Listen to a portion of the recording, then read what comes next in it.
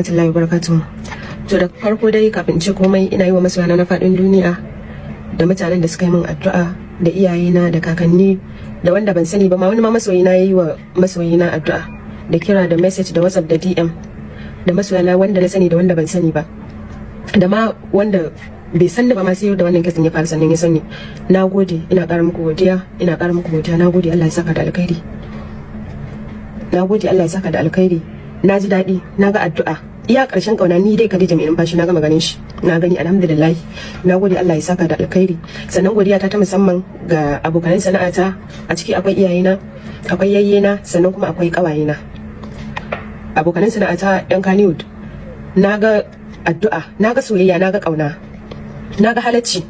An nuna min cewar ni ya ce a cikin wannan masana'antar duk wanda iya ce yayi don Allah.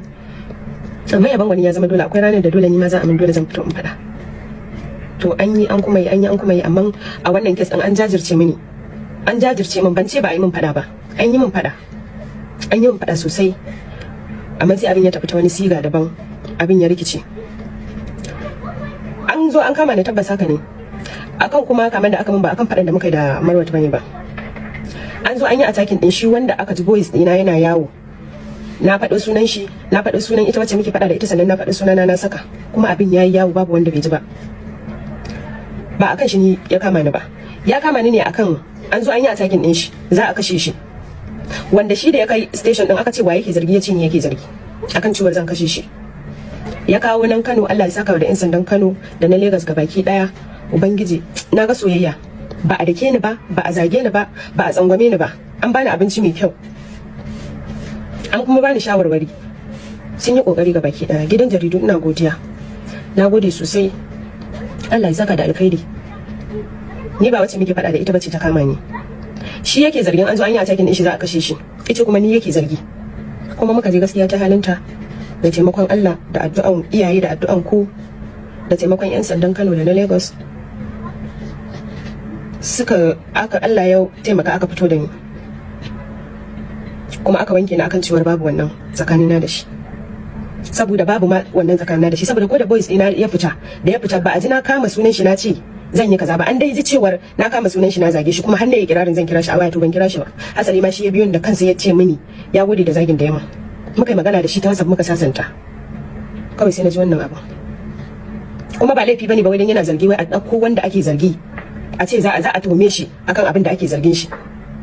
Tuhuma dole ne in ana zargi akan ka. Alhamdulillah na je Allah ya wanke ni.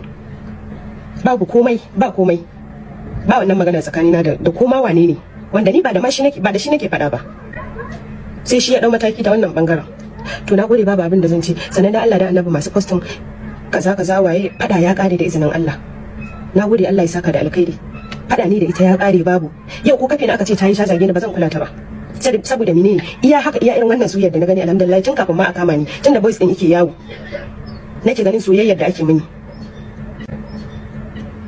Uwa uba lokacin da aka ce yau an kama ni bana cikin gari, an zo an dauke ni an tafi da ni ina matsayin mace misali, duk da ni abin da yasa ne magana, wanda ya san dalili ya sani, wanda bai sani ba an rufe magana ba sai an sani ba.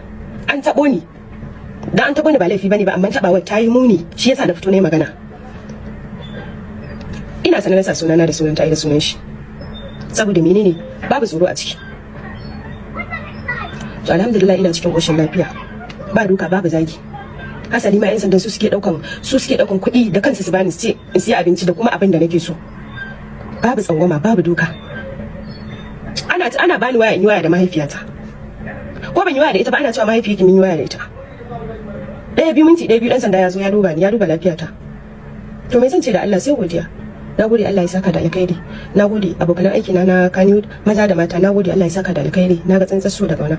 Ubangiji Allah ya kawo ranar da ni ma zan yi ramuwa ko da ta addu'a ne. Allah ya saka da alkhairi, Allah ya tsare ni. Kuma insha Allah dan Allah mutane ku yi haƙuri. Insha Allah irin haka ba za ta ƙara faruwa ba. Insha Allah irin haka ba zai ƙara faruwa ba. Da izinin Allah. Na gode sosai da shaidan da na samu. Allah ya saka da alkhairi. Na gode.